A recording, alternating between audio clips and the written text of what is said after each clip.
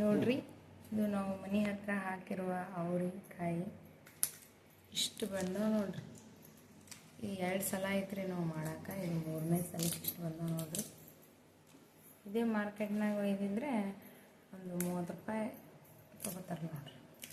So ಮನೆ ಹತ್ರ ಸ್ವಲ್ಪ ಜಾಗ ಐತಂದು ಬಳ್ಳಿ ಹಾಕಿದ್ರಿ, ಇಷ್ಟು ಬಂದವು ನೋಡ್ರಿ. ನೋಡ್ರಿ, ಅದು ಕಡ್ಕೊಂಡ್ಮೇಲೆ ನೀರಾಗ ಸ್ವಲ್ಪ ಕುದಿಸೋಕೆ ಇಡಬೇಕು.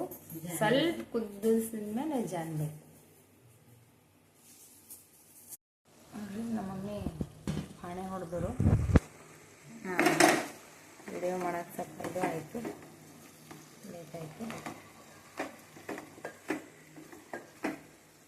ಇದು ಹಸಿಮೆಣ್ಸಿನ್ಕಾಯಿದು ಮಾಡ್ತಾರೆ, ಚೆಂದ ಮಾಡ್ತಾರೆ. ಹಸಿಮೆಣ್ಸಿನ್ಕಾಯಿ ಇದ್ದಿದ್ದಿಲ್ಲ, ಖಾರ ಪುಡಿ ಏನು ಮಾಡ್ಯಾರ. ಇದಾದ್ಮೇಲೆ ಚಪಾತಿ ಮಾಡ್ತಾರೆ.